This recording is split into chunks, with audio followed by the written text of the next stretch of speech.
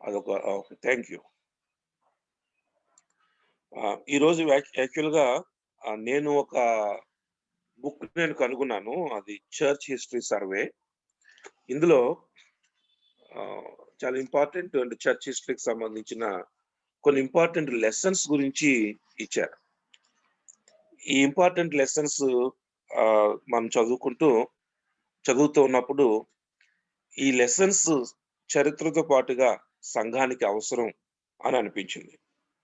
ఎందుకంటే మనం చాలా సార్లు చరిత్ర చూస్తూ ఉన్నప్పుడు చరిత్రలో నుంచి కొన్ని పాఠాలు నేర్చుకోవాలి.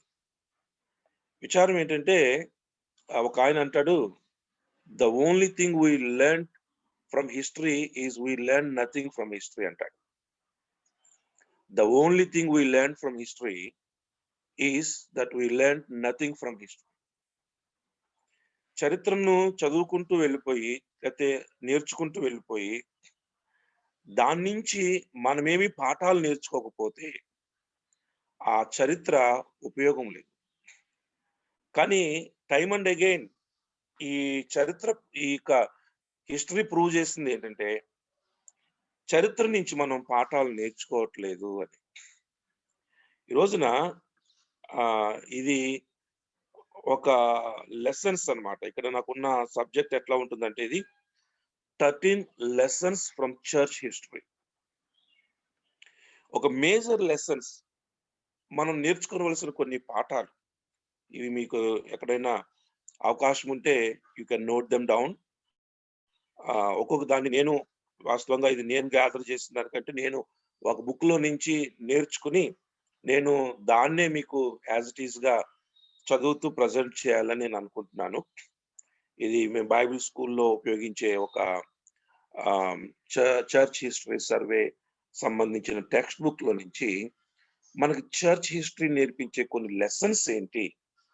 ఏ పాఠాలు మనకి సంఘ చరిత్ర నేర్పుతుంది అనే వివరాల్ని ఇందులో నుంచి నేను మీకు గుర్తు చేయాలని ఆశపడుతూ ఉన్నాను. ఆహ్, ఎందుకంటే మనము ఇంతవరకు ఆల్‌మోస్ట్ హిస్టారికల్ ఎక్లీషియాలజీ గుర్తు చేసుకుంటూ, హిస్టరీ పరంగా లేక చరిత్ర నేపథ్యంలో సంఘ చరిత్రను మనం జ్ఞాపకం చేసుకున్నాం. సంఘ చరిత్ర అది ఆహ్, దేవుడు ఏ రీతిగా ఇందులో ఇన్వాల్వ్ అయ్యారు అనే విషయాలు, ప్రతి సందర్భంలో సంఘము ఏ రీతిగా ఎదిగింది లేక పెరిగింది అనే వివరాలు మనం జ్ఞాపకం చేసుకున్నాం. అయితే ఈ చర్చ్ హిస్టరీలో మనము చదువుతూ ఉంటున్నప్పుడు వారు ఎదిగిన క్రమంలో మనము ఈ రోజున 21st సెంచరీ క్రిస్టియన్స్‌గా లేక ఎండ్ టైమ్ క్రిస్టియన్స్‌గా లౌదికీయ సంఘ క్రైస్తవులంగా ఉన్న మనము ఆహ్, ఏమైనా నేర్చుకోదగినవి ఉన్నాయా అని ఆలోచిస్తే చాలా ఉన్నాయి.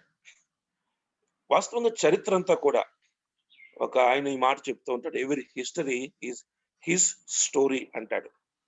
చరిత్ర అంతా ఆయన లిఖించిందే. ఆయన నిర్దేశించిన స్టోరీసే ఈ చరిత్రలో మనం చూస్తూ ఉంటాం. So, every history is his story. మరి ఆయన స్టోరీస్‌ని లేకపోతే ఆయన యొక్క చరిత్రను మనము అధ్యయనం చేస్తూ ఉన్నప్పుడు, లేక ధ్యానం చేస్తూ ఉన్నప్పుడు, మన జీవితాల్లో గుర్తు చేసుకోవాల్సిన కొన్ని ప్రాముఖ్యమైన పాఠాల్ని ఈ రోజున నేను మీతో పంచుకోవాలని ఆశపడుతున్నాను. ఇది కూడా నేను ఒక బుక్‌లో చదివి, నేను ఈ పాఠాలు చాలా అవి ఉపయోగకరంగా ఉన్నాయనిపించి, నేను మీతో వీటిని నేను పంచుకుంటున్నాను. So, 13 lessons from church history. మనం బీసీ 4థ్ అంటే యేసు ప్రభు పుట్టినప్పటి నుంచి గాస్పెల్ ఈరా దగ్గర నుంచి మనం ప్రారంభించుకున్నాం కదా! ఈ గాస్పెల్ ఈరా దగ్గర నుంచి ప్రారంభించుకుని, ఈ లౌడికియన్ చర్చ్ ఏజ్ వరకు కూడా లేకపోతే మోడర్న్ చర్చ్ ఏజ్ వరకు మనము ఉన్న ఈ నేపథ్యంలో, ఈ కాలంలో ఒక జరిగిన చరిత్ర సంభవాల ద్వారా కొన్ని పాఠాలు. సో, ఫస్ట్ లెసన్ ఇది గాస్పెల్ ఈరాకు సంబంధించింది. గాస్పెల్ ఈరా అంటే from the birth of Jesus to the formation of the church or the birth of church. Birth of Jesus అది మనకి మనం చరిత్రను ఏడీ, బీసీ అని చెప్పుకుంటున్నాము. ఇక్కడ మీరు పరిశీలన చేయడానికి చిన్న కరెక్షన్ నేను మీకు జ్ఞాపకం చేస్తున్నా. వాస్తవంగా అకార్డింగ్ టు ద హిస్టరీ దానికి మళ్ళా నాకు ఒక 2, 3 సెషన్స్ కావాలి ఎందుకు జరిగింది అట్లాగనేది. యేసుక్రీస్తు పుట్టింది BC4 లో. It's not on AD 1. I hope you understand what I'm saying. BC4 లో ఈ నేపథ్యం మీకు అర్థమవుతూ ఉంటుంది. మీరు ఎప్పుడైనా ఒకవేళ థియాలజీ బుక్స్ చదువుతూ ఉంటుంటే, అంటే మనము ప్రజలకి అర్థం కావడం కొరకు దగ్గరగా ఉన్న సంవత్సరాలు చెప్పుకుంటూ వెళ్ళిపోతున్నాం, కానీ ఎగ్జాక్ట్ గా చెప్పాలంటే it is BC4. So the death of Jesus is AD 30. ఈ విషయాలు మీకు తర్వాత కొంచెం అర్థమవుతూ ఉంటుంది. ఎందుకంటే కొత్త వారికి కన్ఫ్యూజన్ ఉండకూడదు అని చెప్పి ఇప్పుడు వీటిని ఎగ్జాక్ట్ గా మెన్షన్ చేయము. ఎందుకు ఇట్లా జరిగింది అనేది చరిత్రలో మీకు ఒక చిన్న బుక్లెట్ ఉంటుంది. ఆ పుస్తకం పేరు యేసుక్రీస్తు పుట్టిన వేళ అనే ఒక చిన్న బుక్లెట్. ఆ రచయిత విశ్వాసం గారు, ఇసాకోటి విశ్వాసం గారు అని, ఆయన మంచి థియాలజియన్, విశాఖపట్నానికి చెందిన ఒక ఆయన. రీసెంట్ గా ఆయన చనిపోయారు అనుకోండి. ఆయన మంచి పుస్తకాలు రాశారు. అందులో యేసుక్రీస్తు పుట్టిన వేళ అనే ఒక చిన్న బుక్లెట్ లో చరిత్రలో నుంచి, లేక అది అందరూ ఒప్పుకునేదే, ఇది థియాలజియన్స్ ఒప్పుకునేదే, ఎప్పుడు చరిత్ర స్టార్ట్ అయింది అనే దాని గురించి AD 1 అంటే క్రీస్తు యొక్క పుట్టుకను గురించిన వివరాలు. సో ఇట్స్ BC4th సెంచరీ నుంచి AD 30th వరకు కూడా, అంటే from the birth of Jesus to the birth of church, దాన్ని మనం గాస్పల్ ఇరాన్ మనం జ్ఞాపకం చేసుకున్నాం. సంఘ చరిత్ర సువార్త కాలంలో ఎట్లా జరిగింది అనేది అందులో మనం నేర్చుకోవలసిన ఫస్ట్ లెసన్ 1 చూడండి. ఇక్కడ నేను చదువుతున్నాను. Christ is the chief cornerstone of the church, and his great commission to make disciples constitutes the church agenda. ఈ మొదటి శతాబ్దంలో మనం నేర్చుకోవలసిన ప్రాముఖ్యమైన పాఠం ఏంటంటే, గాస్పల్ ఈరాలో నేర్చుకోవాల్సిన ప్రాముఖ్యమైన పాఠం ఏంటంటే, యేసుక్రీస్తే సంఘమునకు మూలరాయి. యేసు ఇచ్చిన ఆ గొప్ప ఆజ్ఞ ఉన్నది చూసారా, సర్వలోకమునికి వెళ్ళి సర్వ సృష్టికి సువార్త ప్రకటించండి, సమస్త జన శిష్యులుగా చేయండి అనే దేవుడిచ్చిన ఒక ఆజ్ఞ ఉన్నది చూసారా, యేసు ప్రభు ఇచ్చిన ఆజ్ఞ. ఆ ఆజ్ఞ it constitutes the church agenda. That's the first lesson, number 1 lesson. So Christ is the chief cornerstone of the church, and his great commission to make disciples. It's not just Christians, not just followers, not just the fans of Jesus Christ. ఈ రోజుల్లో చాలా మంది యేసు ప్రభువుకు fans ఉన్నారు, అభిమానులు ఉన్నారు, followers ఉన్నారు, మరి కొంతమంది విశ్వాసులు ఉన్నారు, మనకులాగా విశ్వాసం చేసే వాళ్ళు ఉన్నారు. బట్ యేసు ప్రభు రియల్ గా కోరేదైన disciples. The word disciple is very vast word. చాలా విస్తారమైన విస్తరించిన ఒక మాట అది. It's not waste, it's vast. చాలా విస్తరించిన ఒక విషయం అది. చాలా మంది యేసు ప్రభుకు ఫాలోవర్స్ గా, లేకపోతే ఎట్లాగంటే ఆయన అభిమానించే వారిగా అనుకుంటున్నాం, కానీ డిసైపుల్ అంటే అది కాదు. చూడండి, మీకు ఒక బేస్బాల్ మ్యాచ్ జరుగుతుంటే చాలా మంది ఫ్యాన్స్ ఉంటారు, స్పెక్టేటర్స్ ఉంటారు, వాళ్ళ ఎంకరేజర్స్ ఉంటారు, స్టేడియంలోనే ఉంటారు, కానీ వాళ్ళు గ్రౌండ్ లో దిగి ఆడరు. సో వాళ్ళు ఎక్కువ మంది ఉంటారు. ఒక సాకర్ మ్యాచ్ జరుగుతుంటుంటే ఎంతమంది ఉంటారు, ఒక కార్ రేస్ జరుగుతుంటుంటే స్పెక్టేటర్స్ ఎంతమంది ఉంటారు, పార్టిసిపెంట్స్ ఎంతమంది ఉంటారు. So a disciple is a participant in the expansion of the kingdom of God. A spectator cannot be a participant. But sad thing is, most of the Christians, they remain as a spectators. కేవలము ఒక spectators గా ఉండి, లేకపోతే ఒక fan గా ఉండి, లేకపోతే applaud చేసేవారుగా, చప్పట్లు కొట్టే అభిమానులుగానే మిగిలిపోతున్నాం తప్ప గ్రౌండ్ రియాలిటీలోనికి వెళ్ళి, ఆ యొక్క క్షేత్ర స్థాయిలోనికి వెళ్ళి క్రీస్తుని గురించి సాక్షులుగా నిలబడే అది లేకపోతుంది.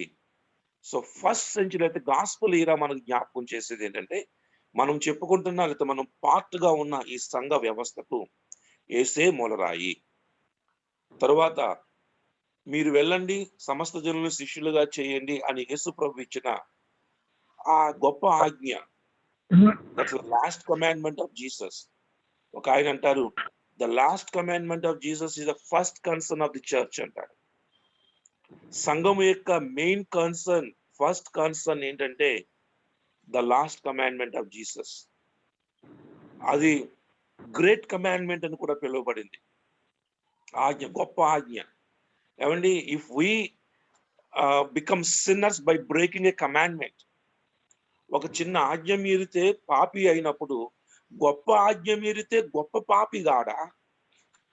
ఈ రోజున సంఘము ఈ గొప్ప పాపములో పడిపోతుంది. ఏమిటి ఆ గొప్ప పాపము అంటే, మరి క్రీస్తునకు సంబంధించిన శిష్యత్వపు పరిచర్యలో, శిష్యులను తయారు చేసే పరిచర్యలో సంఘము వెనుకబడిపోతుంటుంది. So we are breaking the great commandment. So how మనం ఎలాగ పాపులమయ్యామంటే by breaking the commandment. Simply అది మనకు తెలుసు. సో కమాండ్మెంట్ బ్రేక్ చేయడం ద్వారా పాపులమైనప్పుడు, సో గొప్ప ఆజ్ఞను బ్రేక్ చేస్తే గొప్ప పాపులం అవుతామేమో కదా. So lesson number 1. So lesson number 2, ఇది మనకి ఈరా ఆఫ్ ది న్యూ టెస్టమెంట్ అని మనం చెప్పుకున్నాం. అంటే అది AD 30 నుంచి, from the formation of the church until the last book or the end of the first century, 100వ శతాబ్దం అయితే 100వ సంవత్సరం వరకు కూడా, AD 30 నుంచి AD 100 వరకు ఈరా ఆఫ్ ది న్యూ టెస్టమెంట్ అని చెప్పుకున్నాం. అక్కడ మనం నేర్చుకోవలసిన సెకండ్ లెసన్ ఇక్కడ నేను చదువుతున్నాను. సెకండ్ లెసన్ ఏంటంటే, preaching the gospel in the power of the Holi spirit produces results and prompts persecution, which purifies the church and promotes the spread of Christianity. ఇదొక వండర్ఫుల్ లెసన్, సంఘం నేర్చుకోవాల్సిన సెకండ్ లెసన్ చర్చ్ హిస్టరీలో. మళ్ళీ చెప్తున్నాను, preaching the gospel is the in the power of the Holi spirit produces results. పరిశుద్ధాత్మతో నింపబడి సువార్త ప్రకటిస్తున్నప్పుడు మనకి చక్కని ఫలితాలు పొందుకుంటాం, చక్కని ఫలితాలు. అదే సమయంలో ఇట్ ప్రాంప్ట్స్ పర్సిక్యూషన్ ఆల్సో. ఎప్పుడైతే నిజ సువార్త ప్రకటిస్తున్నామో ఒక ప్రక్కన ఆత్మలు రక్షించబడుతూ ఉంటాయి, మరొక ప్రక్కన హింసలు కూడా, శ్రమలు కూడా పెరుగుతూ ఉంటాయి. It produces persecution, prompts persecution also. But that persecution purifies the church and promotes the spread of Christianity. శ్రమలు కలిగినప్పుడల్లా సంఘం విస్తరించింది. అది మనం నేర్చుకున్నాం. మనము అపోస్తల కార్యాలు 8వ అధ్యాయంలో సంఘం చెదిరిపోయింది, కానీ చెదిరిపోయిన వారు సువార్త ప్రకటించారు. సో ఎక్కడెక్కడైతే శ్రమలు, పర్సిక్యూషన్ అది కలిగిందో ప్రతి స్థలములో కూడా we can see the expansion of the church. So this is the second lesson. ఈ లెసన్స్ ఎంత వాల్యుబుల్ అంటే, అవి ఎప్పుడో ఆ కాలానికి చెందిన లెసన్స్ గా మనం చెప్పుకుంటున్నప్పటికీ still we can feel these are the our contemporary lessons. Lesson అంటే అదే కదా, ఏదో చూస్తున్నాం, మనం నేర్చుకుంటున్నాం. సో మనం ఏమి నేర్చుకోలేకపోయాము అనే పరిస్థితి నుంచి ఏమి నేర్చుకుంటున్నాం అనే స్థితిలోనికి మనం రావడం అనేది, ఇది ఉపయోగమేమో, మేలేమో అని కూడా నేను తలస్తూ ఉన్నాను. దీన్ని మనము గుర్తుపెట్టుకోవాలి. ఎప్పుడు కూడా సంఘము శ్రమల ద్వారా విస్తరిస్తూ ఉంటుంది. చూడండి, మనము శ్రమలను అనుభవించిన కొలది కూడా క్రీస్తులో బలపడేవారు. ఇక్కడ మీకు ఫెయిత్ ని మిక్స్ చేసి ఈ మాట చెప్తున్నాను. మనము మట్టిని శ్రమల్లో కొలుములో పెడితే గట్టిపడిపోతూ ఉంటుంది. బంగారాన్ని శ్రమల్లో కొలుములో పెడితే అది మెత్తనవుతూ ఉంటుంది, ప్యూరిఫై అవుతూ ఉంటుంది. సో ఈ రెండింటిలో మన విశ్వాసము సువర్ణము కంటే అమూల్యమైన విశ్వాసము అని చెప్తున్న ఈ మాటను మనము గుర్తు చేసుకోవాలి. ఇది second lesson that we need to learn from the church history. ఎప్పుడు కూడా మనము సువార్త పరిశుద్ధాత్మ శక్తితో బోధిస్తున్నప్పుడు దాని ఫలితం ఉంటుంది. అదే సమయంలో ఆ ఫలితానికి తగిన పెర్సిక్యూషన్ కూడా, శ్రమలు కూడా ఉంటాయి. కాబట్టి శ్రమలు లేని క్రైస్తవ్యాన్ని కోరుకోవద్దు, అది లేదు అసలు. శ్రమలు లేని క్రైస్తవ్యాన్ని మనం ఊహించలేం. కానీ ఈ రోజుల్లో చర్చ్ కోరుకునేది ఏంటంటే శ్రమలు లేని క్రైస్తవ్యాన్ని సంఘం కోరుకుంటుంది. మాకే కష్టం, ఏ శ్రమలు వద్దు. అట్లాంటి క్రీస్తు కావాలి అని. ఒకవేళ ఇలాంటి క్రీస్తుని ఎవరైనా కేవలం ఈ మధ్యన అలాంటి క్రీస్తుని చాలా మంది ప్రొపగండా చేస్తూ ఉన్నారు. కేవలం ఏంటంటే ఏమంటారు అది ఏదో థియాలజీ అండి ఇది. Prosperity gospel, prosperity theology. కేవలం అభివృద్ధి చెందుతామని. So they might have been preaching the false Christ, not the biblical Christ. ప్రభు అన్నారు కదా, అనేకులు నా పేరట వచ్చి నేనే క్రీస్తుని అంటారని. ఇదిగో ఈ గాస్పల్, ప్రాస్పెరిటీ గాస్పల్ ప్రకటించే క్రీస్తు అని వేరే, కానీ బైబిల్ క్రీస్తు కాదు ఆయన. కాబట్టి మనము శ్రమల ద్వారా సంఘము విస్తరించింది అనేది సంఘము నేర్పిస్తున్న ఒక లెసన్ మనకది. సో థర్డ్ లెసన్, ఈ థర్డ్ లెసన్ ఎప్పటికంటే ఈ యొక్క ఇదంతా ఎఫెసీ సంఘ కాలంలో 2 లెసన్స్ మనం నేర్చుకుంటున్నాం. రెండవది స్మిర్నా సంఘ కాలం, సంఘానికి ఎక్కువ శ్రమలు కలిగిన సంఘకాలం. మనము AD 100 నుంచి AD 312 వరకు కూడా, అంటే కాన్స్టాంటిన్ తాను క్రైస్తవ్యాన్ని స్వీకరించేంత వరకు కూడా అప్పుడు మనం చెప్పుకున్నాం. దాన్ని era of the universal Catholic church అని చెప్పుకున్నాం. It's not the Roman Catholic church, universal Catholic church. వాస్తవంగా యూనివర్సల్ క్యాథలిక్ రెండింటికి అర్థం ఒకటే. The word Catholic means universal. So when you add Roman, that's different one. Roman Catholic is different one. If you mention just the Catholic, technically Catholic means universal church, and we are all the part of the Catholic church, not the Roman Catholic church. అది కొంచెం confusion గా కాకుండా కొంచెం మనం అర్థం చేసుకోవాలని నేను కోరుతున్నాను. సో ఈ యొక్క స్మిర్నా సంఘ కాలంలో నేర్చుకునే పాఠం, ఇది 3వ పాఠం. ఏంటి ఈ పాఠం అంటే, Christian doctrine must be biblically defined and personally defended in a holistic world, even at the risk of one's own life. దేవుని చిత్తమైతే ఈ 13 లెసన్స్ నేను మీకు పంపిస్తాను. గ్రూప్ లో కూడా వాటిని షేర్ చేయొచ్చు, మీకు తర్వాత మళ్ళీ గుర్తుండడం కొరకు. సో థర్డ్ లెసన్ ఏంటంటే, Christian doctrine must be biblically defined and personally defended in a holistic world, in a hostile world, even at the risk of one's own life. ఆ కాలంలో జరిగిన సంగతి మనం జ్ఞాపకం చేసుకున్నాం. క్రిస్టియన్ డాక్ట్రిన్ అది అటాక్ అయింది అని, అందువల్లే జాన్ తన గాస్పెల్ రాశాడని. The personality of Jesus was attack. Different wrong doctrines ఆ కాలంలో పెరుగుతున్న సమయం అని కూడా మనం గుర్తు చేసుకున్నాం. ఒక ప్రక్కన గ్నాస్టిజం, ఒక ప్రక్కన నికులాయితుల బోధ. మనం బైబిల్లోనే ఆ మాటలు మనం చెప్పుకుంటే నికులాయితుల బోధ, తర్వాత బిలాము బోధ, తర్వాత యెజబెలు బోధ, ఇట్లా రకరకాల డాక్ట్రిన్స్ చర్చ్ ని కలుషితం చేసిన ఆ సమయంలో ఈ సంఘము, స్మిర్నా సంఘం నిలవబడింది. అక్కడ నేర్చుకోవాల్సిన పాఠం ఏంటంటే, Christian doctrine must be biblically defined. ఈరోజు మన మీద ఒక సిద్ధాంతాన్ని ప్రతిపాదిస్తూ ఉంటుంటే, లేకపోతే డాక్ట్రిన్ మనం నమ్ముతూ ఉంటుంటే, ఆ డాక్ట్రిన్ మనము బిబ్లికల్ గా డిఫైన్ చేసుకోవాలి. అంటే is it according to the word of God or not? So దేవుని యొక్క వాక్యం మనకు రిఫరెన్స్ పాయింట్ కావాలి, అంతే తప్ప అకార్డింగ్ టు సమ్ వన్ అంటే మనం డాక్ట్రిన్ మనము చేయలేం. ఒకవేళ కొటేషన్స్ ఇచ్చుకుంటూ అకార్డింగ్ టు సమ్ వన్ అని కొన్ని కొటేషన్స్ మనం చెప్పొచ్చేమో, కానీ we cannot define A doctrine. ఇక్కడ మనం జ్ఞాపకం చేసుకునేది ఏంటంటే, ఇక్కడ డాక్ట్రిన్ గురించి మాట్లాడుతున్నప్పుడు డాక్ట్రిన్ ని మనం బైబిల్తో పోల్చి చూసుకోవాలి. మనకి బెరయా సంఘం గురించి మనం నేర్చుకున్నాం. బెరియన్స్ ఏంటంటే, పౌలు శీలా చెప్పిన సంగతులు అలా ఉన్నవా లేవా అని లేఖనాలు వాళ్ళు పరిశీలన చేస్తూ ఉన్నారు. We need to do that. Even the preacher is Paul. Moses garu చెప్తున్న విషయాలు మరి ఇంకా తప్పకుండా గుర్తు చేసుకోవాలి కదా, రిఫర్ చేసుకోవాలి కదా, whether they are true or not. Paul చెప్పిన సంగతులే అలా ఉన్నాయా లేవా అని వాళ్ళు పరిశీలన చేసినప్పుడు, మరి ఎవరు చెప్పిన సంగతులు మనం విస్మరించాలి? ఇది చాలా ప్రాముఖ్యం. కాబట్టి ఎప్పుడు కూడా ఏదైనా ఒక విషయం మీకు కొత్తగా అనిపిస్తూ ఉంటుంటే బైబిల్ దగ్గరికి వెళ్ళండి. నేను ఎప్పుడు ఈ మాట చెప్తాను, Bible has to annotate the Bible. Bible has to define the Bible. Bible has to interpret the Bible. Bible has to give the meaning to the Bible text.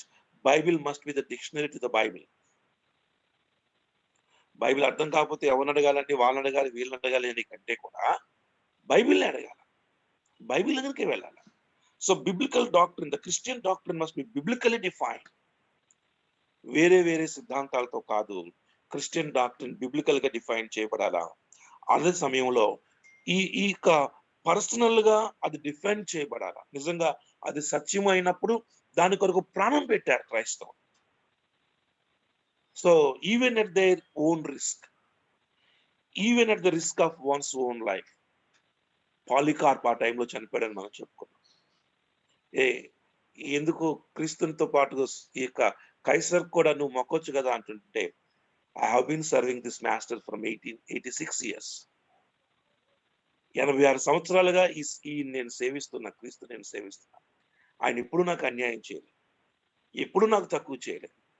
అలాంటి క్రీస్తుని విడిచిపెట్టి ఈరోజు నీ కైసర్కు నేను ఎట్లాగా మొక్కుతాను అంటాడు. పాలికార్ప్ చనిపోయాడు, హత్య చేయబడ్డాడు, హతసాక్షి అయిపోయాడు. స్మిర్నా సంఘకాలం మనకు నేర్పించే పాఠం. స్మిర్నా సంఘకాలం తర్వాత మనం నేర్చుకోవలసింది పెర్గమా సంఘకాలం. పెర్గమా సంఘకాలంలో మనం చెప్పుకున్నాం, చర్చి యొక్క ఎక్స్పాన్షన్ జరిగింది అంటే శ్రమలు తగ్గినాయి కానీ క్వాలిటీ పడిపోయింది అని. శ్రమలు లేవు కానీ క్వాలిటీ కూడా తగ్గిపోయింది. అక్కడ నేర్చుకోవలసిన ఒక పాఠాన్ని మీ దృష్టికి నేను తీసుకుని వస్తున్నాను. చూడండి, this is the 4th lesson. మీరు ఫాలో అవుతున్నారేమో. First lesson, Christ is the chief cornerstone of the church and his great commission to make disciples constitutes the church agenda. And మీ తర్వాత కూడా మరలా మీరు వినొచ్చింది. రెండవది ఏంటంటే, సెకండ్ లెసన్ ఏంటంటే, preaching the gospel in the power of the Holi spirit produces results and prompts persecution which purifies the church and prompts the spread of Christianity, promotes the spread of Christianity. అది second lesson అయితే, third lesson, Christian doctrine must be biblically defined and personally defended in a hostile world, even at the risk of one's life. సొంత ప్రాణం పోయినా మనం దాని కొరకు నిలబడాలి. That's third lesson. So another lesson, 4th lesson ఏంటంటే, ఈ యొక్క ఈరా ఆఫ్ ది, అంటే ఈ యొక్క శ్రమలు పెర్గమా సంఘ కాలంలో మనం వచ్చినప్పుడు శ్రమలు తగ్గిన క్వాలిటీ పడిపోయిన సమయంలో నేర్చుకోవలసిన మరోది ఏంటంటే, heresies must be refuted. For what the church believes largely determines its ritual and practice. సంఘము అంటే ఎక్కువ మంది పాటిస్తున్నారు కాబట్టి దాన్ని కరెక్ట్ అనుకోకూడదండి. అక్కడ ఏం జరిగిందంటే, ఈ యొక్క ప్యాగనిజం అనేది ఎంటర్ అయిందని మనం చెప్పుకున్నాం. ఇటు రోమన్ రిలిజియన్ ని అలాగనే క్రిస్టియానిటీని మిక్స్ చేసిన ఒక ప్యాగన్ రిలిజియన్ స్టార్ట్ అయింది. మనం దాన్ని క్రిస్టియన్స్ అనుకుంటున్నాం. ఇక్కడ ఇండియాలో అయితే రోమన్ కేథలిక్ క్రైస్తవులు అంటారు. కానీ అమెరికాలో నేను చాలా చోట్ల నేను విన్న మాట ఏంటంటే, are you a Christian or a Catholic అని అడుగుతారు. So they don't count Catholics as Christians some places, but here Catholics కూడా క్రిస్టియన్స్ అనుకుంటారు. ఎందుకంటే లార్జ్ గా ప్రాక్టీస్ చేస్తున్నంత మాత్రాన్ని నిజం కాకపోవచ్చు. చాలా మంది మనం ఎట్లా డిఫైన్ చేసుకున్నాం, ఇంతమంది చేస్తున్నారు కదా, అంతమంది చేస్తున్నారు కదా, మనం చేస్తే తప్పేంటి, లేకపోతే ఇలా చేయొచ్చేమో. ఒక మాట చెప్పిన, బిబ్లికల్ పెర్స్పెక్టివ్ లో చూస్తే మెజారిటీ ఈజ్ ఆల్వేస్ రాంగ్. మనం ఏమనుకుంటాం, మెజారిటీకి టిక్ పెడతాం. కానీ బైబిల్ ప్రూవ్ చేసేది మెజారిటీ ఇస్ రాంగ్.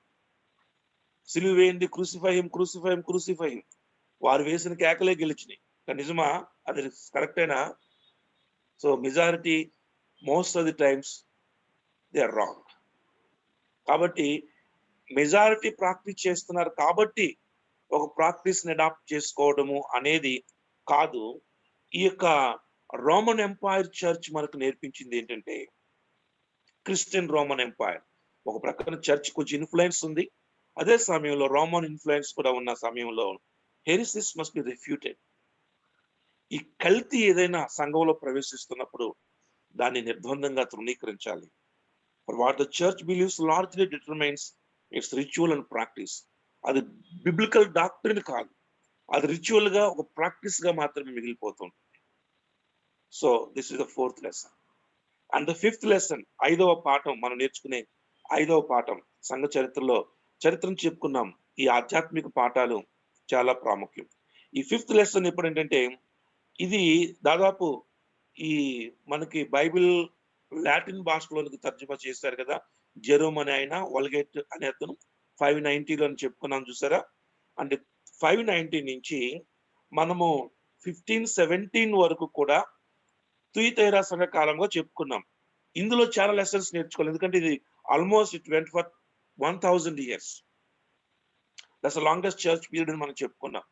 590 నుంచి 1517 వరకు కూడా ఈ సమయంలో జరిగిన కొన్ని పాఠాలు, సంఘ చరిత్ర నేర్పించే కొన్ని పాఠాలని నేను మీకు జ్ఞాపకం చేయాలంటే ఇది ఒక ఫిఫ్త్ లెసన్ ఏమో. The non biblical concentration of authority and power in a church non-biblical concentration of authority and power of a church officer leads to corruption and crippling the church spiritual effectiveness. ఎప్పుడైతే సంఘ నాయకత్వము బైబిల్కి అనుగుణంగా లేకపోతే, ఆ నాయకత్వము గాని ఆ అధికారము గాని సంఘ ఆత్మీయతను క్రిపుల్ చేసేస్తుంది, కుంటుపడేటట్లుగా చేస్తుంది, సంఘము తన ఎఫెక్టివ్నెస్ ను కోల్పోతుంది. ఇది మనం చూస్తున్నాం. ఎందుకంటే ఇప్పుడు నాయకత్వము బిబ్లికల్ అథారిటీ కంటే పాపల్ అథారిటీకి మారింది ఈ టైంలో. AD 590 నుంచి AD 800 వరకు కూడా it's a papal church was formed. Pope ఆధిపత్యం అప్పుడే స్టార్ట్ అయ్యింది 590 తర్వాత. సిలువను ఆరాధించడం అప్పుడే స్టార్ట్ అయింది.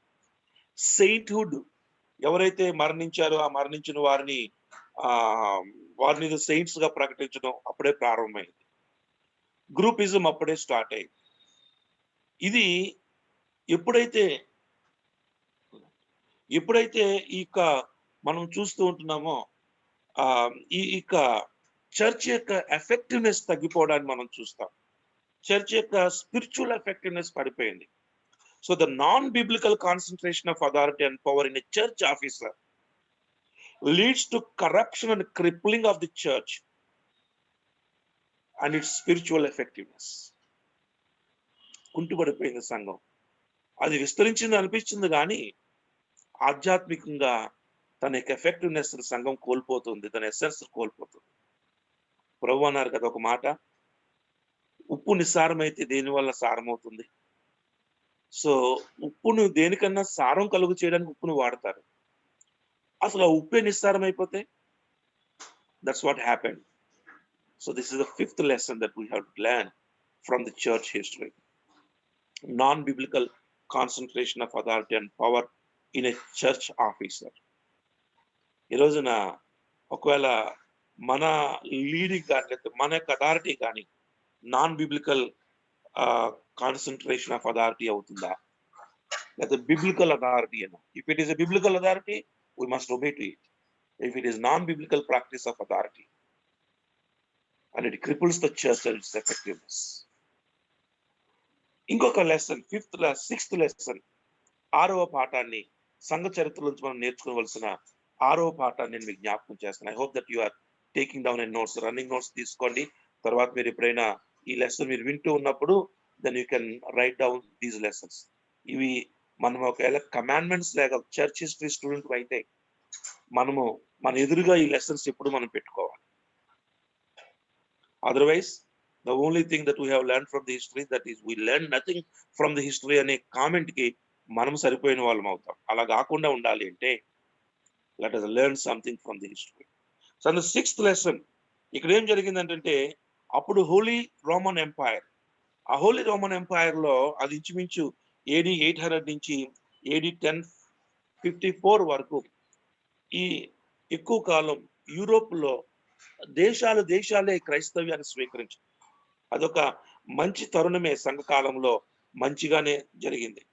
కానీ అక్కడ నేర్చుకోవలసిన ఒక పాఠం కూడా ఉంది. ఏంటంటే separation of church and state is necessary to keep the church from becoming secular and spiritually stagnant. ఏమైంది అంటే ఇప్పుడు ఈ కాలంలో రాజ్యాలు, ముఖ్యంగా ఈ యొక్క European, most of the European countries, they became the Christian nations. అయితే అంటే సెక్యులర్ గా మారిపోయింది సంఘం. స్టేట్ గా అంటే ఏమవుతుందంటే there is no separation in the church and the state. The church is leading the state, excuse me, the church is leading the state. There is no separation. కానీ మనకు నేర్పించే పాఠం ఏంటంటే separation of church and state is necessary to keep the church from becoming secular and spiritually stagnant. ఒకప్పుడు American constitution గురించి నేను వింటూ ఉంటున్నప్పుడు, చదువుతూ ఉన్నప్పుడు ఇదే పరిస్థితి ఏర్పడిందట ప్రారంభంలో, ఫౌండింగ్ ఫాదర్స్ అప్పుడు. నేను ఎక్కువ టెన్నిస్లో ఉంటాను. టెన్నిస్లో మా ఫ్రెండ్ రాజర్ బర్గ్స్ అని చెప్పి ఆయన ఎప్పుడు కూడా అమెరికన్ హిస్టరీ గురించి మాట్లాడుతూ ఉంటారు. సో వాళ్ళు అప్పటికే యూరోప్ లో చాలా మటుకి క్రిస్టియన్ కంట్రీస్ ఉంటూ ఉన్నప్పుడు ఈ యొక్క అమెరికన్ కాన్స్టిట్యూషన్ చేసేటప్పుడు though they kept it a secular country, direct or indirect biblical references American constitution లో ఎన్ని ఉన్నప్పటికీ కూడా చాలా ఉన్నాయట. ఇన్ గాడ్ వి ట్రస్ట్ అని వారు చెప్పినప్పటికీ the republic tells that America is a secular country, India is a secular country. హిందువులు మెజారిటీ ఉన్నప్పటికీ కూడా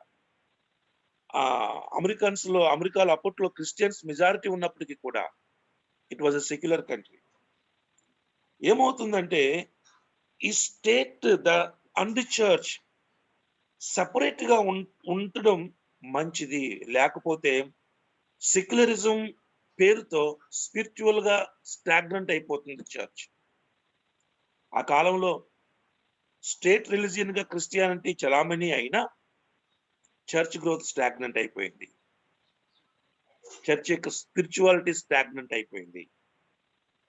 అది మనం నేర్చుకోవలసిన మరొక పాఠం. సో ఇప్పుడు కూడా మతం రాజకీయాలు వేరవ్వాలి. ఆంధ్రాలో ప్రస్తుతం జరుగుతున్న పరిస్థితి, ఆంధ్ర తెలంగాణలో ఏంటంటే స్టేట్ అండ్ రిలీజియన్ వాళ్ళు ఒకటి అవడానికి ఇండియాలో చేసేది అదే. They want to make India as a state, the Hindu state. మన క్రిస్టియన్స్ కూడా ఈ మధ్యన కొంతమంది చాలా మంది ఎట్లా అంటే ఒక రాజకీయ పార్టీల కంటే దారుణంగా క్రైస్తవ నాయకులు మాట్లాడుతున్నారు, వాళ్ళ ప్రవర్తన చెప్తూ ఉన్నారు. అయితే ఈ యొక్క చర్చ్ అండ్ స్టేట్ సెపరేషన్ అనేది అవసరం. అప్పుడు మాత్రమే చర్చ్ స్వతంత్రంగా తన పని తను చేయగలదు. లేకపోతే స్టేట్ కంట్రోల్లో ఉంటే గనక సెక్యులర్ ముసుగులో సంఘం యొక్క ఎఫెక్టివ్నెస్ లేదా స్పిరిచువాలిటీ స్టాగ్నెంట్ గా మారిపోతుంది, అరెస్ట్ అయిపోతుంది. గుర్తుపెట్టుకోండి. సెవెంత్ లెసన్ ఏంటంటే in the era of crusades. సంఘ చరిత్రలో ఇది ఒక చీకటి అధ్యాయం. క్రూసేడ్ సమయంలో బలవంతంగా మతం మార్చడానికి క్రైస్తవులు ప్రయత్నం చేశారని చెప్పుకున్నా. క్రైస్తవులు అనే కంటే రోమన్ కేథలిక్ చర్చ్ ప్రయత్నించి ఇదే స్టేట్ రిలీజియన్ సెపరేట్ కాకపోతే, చర్చ్ స్టేట్ సెపరేట్ కాకపోతే వచ్చే ప్రమాదం. అది మనం ఇక్కడ చూస్తూ ఉన్నాం. క్రూసేడ్ లో మీరు క్రైస్తవ్యంగా మారుతారా, క్రిస్టియన్ నేషన్ గా మారుతారా, లేక చచ్చుతారా అని చెప్పి దేశాల మీద దండయాత్ర చేసింది. ముఖ్యంగా ఆ కాలంలో ఈ ఉద్భవిస్తున్న పైకొస్తున్న ఇస్లాంని అణగదొక్కడం కొరకు మత యుద్ధాలు చేసి చాలా మంది ఈ ఇస్లాం మతాన్ని స్వీకరించిన వారిని సంఘము చంపేసింది ఆ సమయంలో. అది ద చర్చ్, ఆ కాలంలో ఉన్న రోమన్ కేథలిక్ చర్చ్ మారణహోమం చేసింది, చాలా మందిని చంపింది. క్రూసేడ్లు రక్త చరిత్రలు అవి. రోమన్ కేథలిక్ చర్చ్ స్టేట్ యొక్క అండదండలతో రెచ్చిపోయి చేసిన తప్పిదాలు అవి. ఇక్కడ మనం నేర్చుకోవలసిన పాఠం ఏంటంటే సెవెంత్ లెసన్ నేను చదువుతున్నాను. ద లాస్ట్, తప్పిపోయిన వాళ్ళంట, the lost cannot be converted by force. And heresy cannot be corrected by legislated dogma nor cured by non-biblical church punishment. ఎంత మంచి లెసన్స్ అండి, మనం నేర్చుకోవలసిన మంచి లెసన్స్ నేను ఇక్కడ చదువుతున్నాను. నాకు చాలా ఉపయోగకరంగా ఉంటున్నాయి ఈ లెసన్స్. అంటే ఇవి లెసన్ అనే మాట ఎప్పటికీ వర్తిస్తుంది అనమాట. The lost cannot be converted by force. అది సంఘ చరిత్రలో ఒకసారి జరిగింది, కానీ అది బిబ్లికల్ కన్వర్షన్ కాదు. ఫోర్సిబుల్ కన్వర్షన్ బైబిల్ ఒప్పుకోవడం లేదు. ఈ రోజున మన వాళ్ళు బలవంత మత మార్పిడి అని చెప్పి నిన్న కూడా రాష్ట్రపతికి ఫిర్యాదు చేశారు. వెళ్ళి కొంతమంది ఆంధ్ర నుంచి ఎంపీలు వెళ్ళి ఫెడరల్ హోమ్ మినిస్టర్ కి ఫిర్యాదు చేశారు. బలవంత మత మార్పిడిలో, బలవంత మత మార్పిడి తప్పు, అలా చేయకూడదు. సంఘం దానికి ఒప్పుకోదు, బైబిల్ దాన్ని అప్రూవ్ చేయట్లేదు. The forcible conversion, it is wrong according to the Bible, because the lost cannot be converted by force. ఒకవేళ తప్పిదాలు ఏమైనా ఉంటే, వ్యక్తులు చేస్తున్న తప్పిదాలు, they cannot be corrected by legal legislated dogma nor cured by non biblical church punishment. Bible చెప్పని శిక్షలు విధించడం ద్వారా వారిని మనము రక్షణలోనికి తీసుకురాలేం. బైబిల్ చెప్పని శిక్షలు విధించింది సంఘం. బైబిల్ కలిగి ఉంటే నేరమని, రాజును దూషిస్తే మరణశిక్ష, పోపును దూషిస్తే మరణశిక్ష. అసలు పోపు అధికారానికి ఇప్పుడు ఎట్లాగైతే మన వాళ్ళు మహమ్మద్ని దూషిస్తే మరణశిక్ష అని చెప్పి వాళ్ళు ఫత్వా దారీ చేస్తారో మన ముస్లిం సోదరులు, అట్లాగున పోపును దూషిస్తే మరణశిక్ష, రాజును దూషిస్తే మరణశిక్ష. Non biblical punishment, non biblical church punishment, it cannot bring someone to Christ. ఈ రోజుల్లో ఆ ప్రయత్నాలు జరుగుతున్నాయండి. అది తప్పు, దానివల్ల ఉపయోగం ఏమీ లేదు అనే విషయాన్ని మనం గుర్తు చేసుకోవాలి. So this is wonderful lesson. Again I'm reading this. The lost cannot be converted by force. రాసి పెట్టుకోవాల్సిన సిద్ధాంతం ఈ రోజుల్లో. And the mistakes cannot be corrected by legislated dogma. ఏదో మనం ఒక జీవో పాస్ చేసినంత మాత్రాన్ని ప్రజలు మారిపోరు. And they also cannot be cured by non biblical church punishment. Biblical church పనిష్మెంట్లు కూడా ఉన్నాయి కొన్ని. ఎవరికి పనిష్ చేయాలి, ఎప్పుడు పనిష్ చేయాలి ఉన్నది బైబిల్లో. పెద్ద పనిష్మెంట్ ఏంటంటే చర్చ్లోకి ఎక్స్కమ్యూనికేషన్, అంతే. Not the killing, not the capital punishment. Church has no authority and the Bible does not approve that the church can punish someone with capital punishment. కొత్త నిబంధన సంఘం దాన్ని అప్రూవ్ చేయకి. ఎక్కువ పెద్ద నేరం, పెద్ద శిక్ష ఏంటయ్యా అంటే వాళ్ళు విలువేయండి అంటాడు పౌలు, అంతే. సాతానికి అప్పగించండి అంటాడు, అదే పెద్ద శిక్ష. అంతకు మించి సంఘానికి మరణశిక్ష విధించే దాన్ని, అధికారాన్ని బైబిల్ ఒప్పుకోదు, కానీ ఆ కాలంలో జరిగింది. కాబట్టి నేర్చుకోవాల్సిన పాఠం ఏంటంటే the lost cannot be converted by force. And we cannot bring someone to Christ by implementing the legislated dogma, and we cannot cure the ungodliness by the implementation of the punishment of non-biblical practices. గుర్తుపెట్టుకోవాలి. ఇది జరిగిపోయిన తర్వాత, ఈ crusades కాలం తర్వాత ఇంచుమించు 1305 నుంచి 1517 వరకు, మనం 1517 మనం చెప్పుకున్నాం కదా, మార్టిన్ లూథర్ చేసిన అదొక రిఫార్మేషన్ కి ఒక కారణం అయిందేమో. ఇక్కడ ఒక లెసన్ నేను జ్ఞాపకం చేస్తున్నా, లెసన్ 8 నేను మళ్ళీ గుర్తు చేస్తున్నా. The church must focus on the individual who should personally read and study the scripture to know the truth and be able to discern sound doctrine from error and false teaching. మళ్ళా చెప్తున్నా, the church must focus on the individual who should personally read and study the scripture to know the truth and be able to discern sound doctrine from error and also from false teaching. ఈ Martin Luther, William Tyndale, John Wycliffe, మనం వాళ్ళ గురించి చెప్పుకున్నాం. వాళ్ళందరూ ఈ సమయంలోనే వాళ్ళు బైబిల్ని వ్యక్తిగతంగా చదివి వాళ్ళు తమంతట తాము వాక్యాన్ని అర్థం చేసుకోవడం ప్రయత్నం చేశారు. సంఘము ఆ ప్రయత్నం చేయాలి. మార్టిన్ లూథర్ చదువుతున్నప్పుడు ఓహో ఇదంతా కూడా unbiblical practices Roman Catholic church చేస్తుంది అని చెప్పి వీళ్ళు ఏం చేశారంటే ప్రొటెస్ట్ చేశారు. ఎన్ని తప్పులు వాళ్ళకు వాళ్ళుగా చదువుకోవడం మొదలు పెట్టారో, వాళ్ళకు వాళ్ళుగా అర్థం చేసుకోవడం ప్రారంభించారో, personal study and reading of the scriptures, not just reading but the study of the scriptures to know the truth. ఎప్పుడైతే వాళ్ళు ప్రారంభించారో వీళ్ళకి అంతవరకు వాళ్ళు చేస్తున్న 90 తప్పులు కనిపించినాయి మార్టిన్ లూథర్కి. ఇంకా చాలా ఉన్నాయనుకోండి, కానీ అట్లీస్ట్ మార్టిన్ లూథర్ ఈ brought out 95 mistakes the then church was practicing. అయితే ఈ సమయంలో ఆ చర్చ్ ప్రాక్టీసెస్ నుంచి 95 థీసిస్ గురించి మనం జ్ఞాపకం చేసుకున్నాం. బయటకు వచ్చి ప్రొటెస్ట్ చేశారు. సో ప్రొటెస్ట్ చేయగలిగిన ability it only comes through the personal study and reading of the Bible. So సంఘము నేను చెప్తాను మీరందరూ వినిపోండి, ఆ కాలంలో అట్లాగనే only the Pope has authority to preach from the pulpit and only the cardinal has authority to preach from the pulpit and all the clergy section has the authority to preach from the Bible from the pulpit.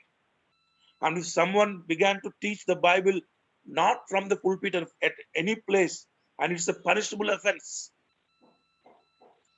అట్లాంటి పరిస్థితుల్లో నుంచి సంఘము ఏ రీతిగా ఆ బయటికి వచ్చింది అంటుంటే, ఎప్పుడైతే కొంతమంది దేవుళ్ళు లేపారు, వీళ్ళు అనుకున్నారు జాన్ విక్లిఫ్, విలియం టిండేల్ ఇంత మంచి విషయాలు ప్రజలకు అందుబాటులో లేకపోతే ఎలా, లాటిన్ లోంచి ఇంగ్లీష్ లోని బైబిల్ ట్రాన్స్లేట్ చేయడం మొదలు పెట్టాడు.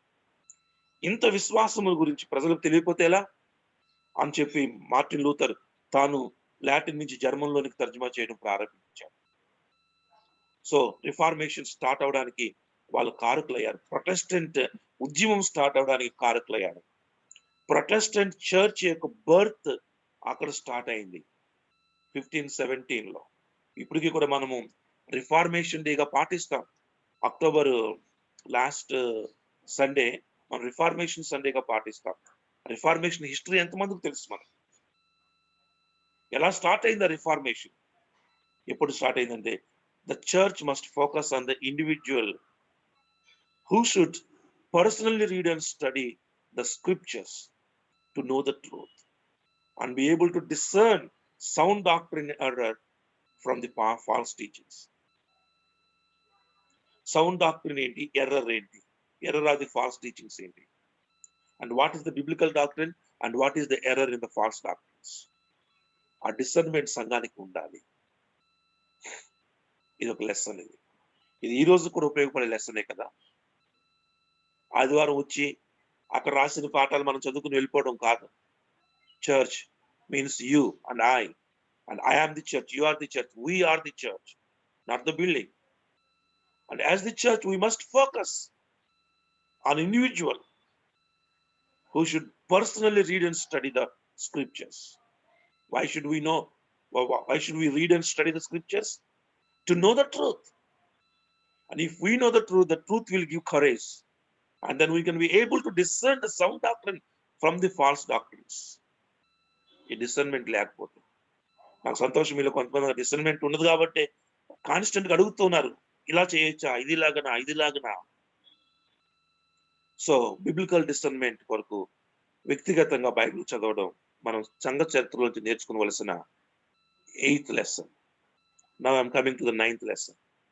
ఈ 9th lesson రిఫార్మేషన్ ఏరాలో ఉన్న lesson. Martin Luther, John Wesley, Charles Wesley, తర్వాత కాల్వినిస్టిక్, అంటే రిఫార్మేషన్ ఏజ్ లో కాల్వినిజం ఇంకా రాలేదనుకోండి. ఇంచుమించు 1517 నుంచి ఈ యొక్క 1648 వరకు the Ira of the reformation.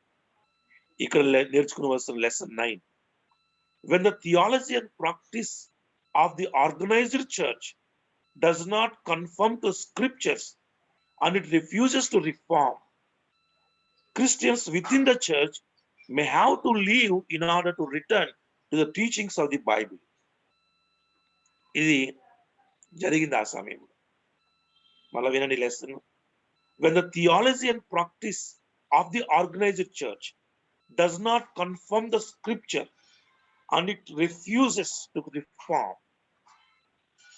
Organised church యొక్క థియాలజీ కానీ డాక్ట్రిన్స్ కానీ ప్రాక్టీసెస్ కానీ స్క్రిప్చరల్ గా లేనప్పుడు, ఎవరైనా చెప్తుంటే రిఫార్మ్ చేసుకోవడానికి ఆ చర్చ్ అంగీకరించినప్పుడు, లేక రిఫ్యూజ్ చేసినప్పుడు, రిఫ్యూజ్ టు రిఫార్మ్ అయితే, ఆ సంఘములో ఉన్న ఆత్మీయ క్రైస్తవులు బైబిల్ దగ్గరికి రావడానికి అనుగుణంగా వారు తాము సంఘాన్ని విడిచిపెట్టేయాల్సిన పరిస్థితులు కూడా ఏర్పడతాయి. ఇది మనం ఇక్కడ చూసుకోవలసిన ప్రాముఖ్యమైన విషయం. సో ప్రతి ఒక్కరూ కూడా ఈ లెసన్ ని చాలా జాగ్రత్తగా ఆలోచన చేయాలి. చర్చిని విడిచిపెడతానికి దీనికి సాగుగా కాదు సుమా. కానీ if at all the theology and practice of the organized church, if it does not conform to the scripture, okay, అట్లాంటప్పుడు ఇది ఇలా ఉండొచ్చు అని. But if it is refuses to reform, then the Christians within the church may have to leave, not compulsory, may have to leave in order to return to the teachings of the Bible. So next lesson is reformation age లో జరిగిన విషయం. అందువల్లే ఆ reformation కు అంగీకరించని churches నుంచి John Wesley బయటకు వచ్చాడు, Methodist church start చేశాడు. యాక్చువల్గా జాన్ వెస్లీ బయటకు వచ్చి స్టార్ట్ చేస్తే, వీళ్ళంతా ఆయన చేసేది ఏంటంటే వెస్లీన్ హోలీనెస్ అని చెప్పి కొన్ని బిబ్లికల్ ఎథిక్స్ ని అతను ఒక ఆయన చెప్తూ ఉంటాడు. మార్టిన్ లూథర్ ఏమో జస్టిఫికేషన్ గురించి, నీతీకరణాన్ని గురించి చెప్తూ ఉంటుంటే, John Wesley purification of the church గురించి చెప్పాడు. జస్టిఫికేషన్ తో ఆగిపోయి ప్యూరిఫికేషన్ లేకపోతే కష్టం. జస్టిఫికేషన్ తో పాటుగా ఇక్కడ ప్యూరిఫికేషన్ కూడా ఈ చర్చ్ లో మనం చూస్తూ ఉంటున్నాం. So purification of the church కాలంలో జాన్ వెస్లీ బయటకు వచ్చేసారు. వాళ్ళు కేథలిక్ చర్చ్ నుంచి మార్టిన్ లూథర్ బయటకు వచ్చేసారు, జాన్ వెస్లీ బయటకు వచ్చేసారు. ఎందుకంటే ఆర్గనైజ్డ్ చర్చ్ యొక్క practices and theology, they were not confirmed by the Bible. They were not conformed to the scriptures. And also they refused to reform. That's the reason they left the church. మన వాళ్ళు గిలికజ్జలు పెట్టుకుని వాళ్ళతో మాట్లాడి వీళ్ళతో సంఘాన్ని విడిచిపెడితే ఇది కాదు కారణాలు. ఇంత బలమైన కారణం ఉంటే then you can consider about leaving the church.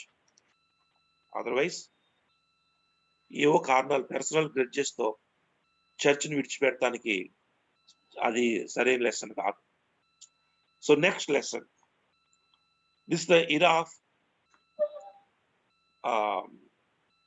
Rationalism and revival. సంఘం నిజంగా ఉద్యమం చెందిన ఒక సమయం. 10th లెసన్ చదువుతున్నాను. When man's mind and reason is exalted above God's wisdom and revelation, the church loses its spiritual vitality and lapses into cold ritual and meaningless practice, which can only be reversed by personal revival.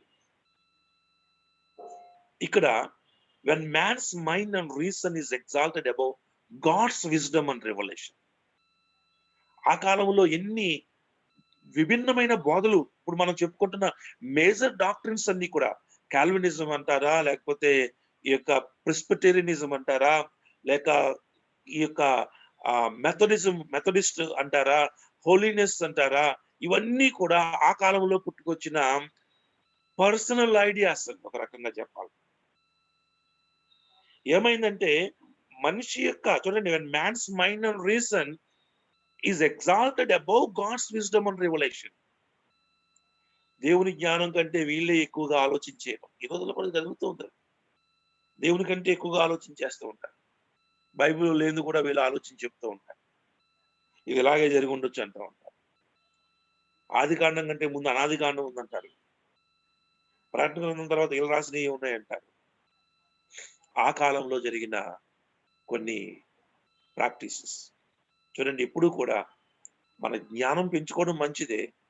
But our mind and reason should not exalt above God's wisdom and his revelation. ఎప్పుడు కూడా మన God's wisdom and his revelation subject గా మనము పెరగాలి తప్ప, నా జ్ఞానం పెరిగిపోయి దేవుని రెవల్యూషన్ తక్కువ పెట్టుకుంటే ప్రమాదం. అలా జరిగింది. కానీ అది ఎలాగ రివర్స్ అవుతుంది అంటే ఓన్లీ బై పర్సనల్ రివైవల్. ఇక్కడ చర్చ్ రివైవల్ కంటే కూడా సంఘం అలా వెళ్ళిపోతూనే ఉంటుంది. జ్ఞానం పెంచుకుని వెళ్ళిపోతూనే ఉంటుంది. కానీ వ్యక్తిగతంగా ఒక వ్యక్తి రివైవ్ కావడం ద్వారా, వ్యక్తిగతంగా ఒక వ్యక్తి తాను ఆ ఏమంటారు ఉజ్జీవం పడడం ద్వారా ఇది సాధ్యం అవుతూ ఉంటుంది. This is the another lesson that we need to learn from the church. Lesson 11. ఇది when authority shifts from God and the Bible to man and experience, liberal theology prevails, materialism becomes the measure of man's religion, and secularism permeates the church. చూడండి, ఇక్కడ ఏం జరిగిందంటే వ్యక్తి యొక్క ఆధిపత్యం మనం చెప్పుకున్నాం పర్సనల్ రివైవల్ అని. ఈ పర్సనల్ రివైవల్ పేరుతో వ్యక్తిగతమైన ఆధిపత్యం పెరిగింది. మార్మనిజం అప్పుడే స్టార్ట్ అయిందండి. జెహోవాస్ విట్నెస్ అప్పుడే స్టార్ట్ అయిందండి. తర్వాత బ్రహ్మనిజం అప్పుడే స్టార్ట్ అయిందండి. ఎప్పుడైతే ఈ పర్సనల్ ఎజెండా తో చర్చెస్ స్టార్ట్ అవుతూ ఉంటుందో, అంటే అథారిటీ బైబిల్ గాడ్ నుంచి మ్యాన్కి షిఫ్ట్, పర్సనల్ షిఫ్ట్ అయిపోయింది. ఎంత ప్రమాదం అంటే మొదటిగా ఏం జరిగింది, బైబిల్ గాడ్ నుంచి చర్చ్కి షిఫ్ట్ అయింది అథారిటీ. చర్చ్ తప్పు చేస్తుందని చెప్పి మనిషి బయటకు వచ్చేసాడు, రివైవ్ అయ్యి. అంతవరకు ఓకే. కానీ ఇప్పుడు ఏమైందంటే నేను చెప్పిందే వేదం అంటున్నాడు. అందువల్ల బుక్ ఆఫ్ మార్మన్ రాశారు, Church of Jesus Christ of Latter Day Saints అని. రస్సెల్ అనే ఆయన Russellism is nothing but Jehovah's Witnesses. Russellism అంటారు, మార్మనిజం అంటారు. జోసెఫ్ స్మిత్ అనే ఆయన నాకు ఒక రెవల్యూషన్ జరిగింది అని చెప్పి, బంగారు ప్లేట్ల మీద జరిగిందని చెప్పి, మనకి ఎక్కువగా మార్మన్స్ ఎక్కువ మీరు చూస్తూ ఉంటారు, Church of Jesus Christ of Latter Day Saints అని. తర్వాత బ్రహ్మనిజం. ఈ ఇజమ్స్ అన్ని కూడా ఎప్పుడు స్టార్ట్ అయినాయి అంటే బిబిలికల్ అథారిటీ కంటే కూడా మ్యాన్స్ అథారిటీ పెరిగినప్పుడు, మనిషి బైబిల్ కంటే కూడా మనిషి చెప్పే మాటలు ఎక్కువగా వింటున్నప్పుడు. కొంతమంది బైబిలా కాదా అని పట్టించుకోరు, కేవలం మనిషికి మాత్రమే పట్టించుకుంటారు. సంఘ చరిత్రలో మీరు చూడొచ్చు, మతం పేరుతో లేకపోతే ఇక ఇందులోకి వెళ్ళిపోయిన వాళ్ళు మీకు mass the largest mass suicides అని ఒక మాట కొట్టి చూడండి. మాస్ సూసైడ్స్ అని ఒక క్రిస్టియన్ పాస్టర్ అమెరికాలో ఒక రివైవల్ తీసుకొచ్చిన క్రిస్టియన్ పాస్టర్ ని ఫాలో అయిన చాలా మంది, బహుశా మెక్సికోకి వెళ్ళిపోతే మెక్సికోలో వాళ్ళకి ఒక ప్లేస్ ఇస్తే ఆ సౌత్ అమెరికాలో వాళ్ళందరూ అక్కడే చేరి వాళ్ళకి సెపరేట్ వరల్డ్ వాళ్ళు ఏర్పాటు చేసుకుని చివరికి వాళ్ళు చేసిన తప్పుల గురించి విచారణ జరుగుతూ ఉంటుంటే, ఆ వ్యక్తి పేరు నేను మర్చిపోయాను, మీరు you can Google it, mass suicides, the largest mass suicides అని మీరు కొట్టి చూడండి. ఆ పాస్టర్ చెప్పిన మాట విని దాదాపు 2000 మంది ఒకే చోట సూసైడ్ చేసుకుని చచ్చిపోయారు. ఇవి దేవుని పేరుతో జరిగిన మారణహోమాలండి ఇవన్నీ కూడా, ప్రజలు తప్పుదారి పట్టించేసినవి. ఇట్లాంటివే లాస్ట్ వీక్ 2 వీక్స్ బ్యాక్ మదనపల్లిలో ఒక ఫ్యామిలీ, వెల్ ఎడ్యుకేటెడ్ ఫ్యామిలీ, 2 కుమార్తెలు, వెల్ ఎడ్యుకేటెడ్ చిల్డ్రన్, మంచి మ్యూజిషియన్స్, వాళ్ళు మంచి ఎడ్యుకేటెడ్, 2 కూడా డాక్టరేట్ పొందుకున్న ఫ్యామిలీ. శివుడు నేనే, చంపండి బ్రతుకుతానని చెప్పి they kill their own children, own daughters. Grown up daughters, well educated, post graduated daughters ని ఒక డాక్టరేట్ కలిగిన పేరెంట్స్ చంపేశారండి. 10 days కాలేదు ఇంకా. మాస్ కిల్లింగ్స్ ఇట్లాంటివే చర్చ్ హిస్టరీలో కూడా జరిగినాయి. మీరు ఒకసారి పక్కన పెట్టుకున్న తర్వాత ఈ మాట రాసుకుని చిన్నగా గూగుల్ చేయండి, మాస్ సూసైడ్స్ అని చెప్పి. ఈ లిస్టే వస్తుంది. చూసాను, చదివాను, పేరు నాకు గుర్తులేదు కానీ నేను చదివాను. ఇప్పుడు జరుగుతుంది అంటే when authority shifts from God and the Bible to man and his experience and his revelation. నా అనుభవం బైబిల్లో లేదు కానీ నా అనుభవం ఏంటంటే అని మొదలెడతారు చూసారా, అలాంటి వాళ్ళు వచ్చే ప్రమాదం. కనుక materialism becomes the measure of man's religion. ఇతను బాగా డబ్బు సంపాదించాడు కాబట్టి ఇతను భక్తిపరుడేమో అనుకునే స్థితి, బాగా ఆశీర్వదించబడ్డాడు కాబట్టి ఇతని మార్గం మంచిదేమో అనుకునే స్థితి సంఘ చరిత్రలో నేర్చుకోవలసిన అది 11th లెసన్. 12th లెసన్ 1914 నుంచి ప్రజెంట్ వరకు కూడా లౌదికే సంఘ కాలంలో మనం ప్రవేశించాం. 1914 నుంచి లౌదికే సంఘ కాలం. ఈ 12th లెసన్ నేను చదువుతూ ఉంటున్నప్పుడు ఒకసారి మీరు వినండి. Unrestrained religious toleration leads to spiritual apathy and indifferences in the church and allows humanism to challenge the relevance of biblical Christianity in the modern secular world. జరుగుతుంది. ఇంతకుముందు మనం చెప్పుకున్నది కూడా ఈ కాలంలో జరిగింది. Unrestrained religious toleration leads to spiritual apathy and indifferences in the church and allows humanism to challenge the relevance of biblical Christianity in the modern and secular world. ప్రస్తుతం Christianity modern world లో, secular world లో challenge చేయబడుతుంది. అదే సమయంలో ఈ అన్రెస్ట్రైన్డ్ religious toleration, ఎవరేం చేసినా పర్వాలేదులే అనుకునే ఈ రిలీజియస్ టాలరేషన్ చూసారా, ఈవెన్ క్రిస్టియన్ రిలీజియస్ టాలరేషన్ కూడా అన్ని మంచిదే కదా, అన్ని సంఘాలు పుట్టుకొస్తున్నా 1100 మేజర్ డినామినేషన్స్ పుట్టుకొచ్చి ఇంతకు ముందు చెప్పుకున్న చర్చి 11,000 మేజర్ డినామినేషన్స్ పుట్టుకొచ్చి ఓవర్ 50,000 డినామినేషనల్ చర్చెస్ ఉన్నాయి ప్రపంచం. డినామినేషన్స్ గురించి మాట్లాడుతున్నారు. ఇన్ని రావడానికి కారణం ఏంటంటే అన్రెస్ట్రైన్డ్ రిలీజియస్ టాలరేషన్.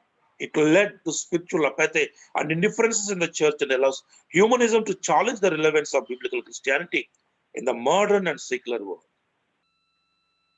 సంఘము ఈ పాఠాలు మనం నేర్చుకోవాలి. ఎప్పుడు కూడా మనము పర్వాలేదని విడిచిపెట్టేస్తుంటే చాలా పుట్టుకొస్తాయి. ఇప్పుడు కూడా చూడండి, సోషల్ మీడియా వచ్చిన తర్వాత ఎవడు డాక్టర్ని వాడదు, ఎవడు బోధ వాడదు.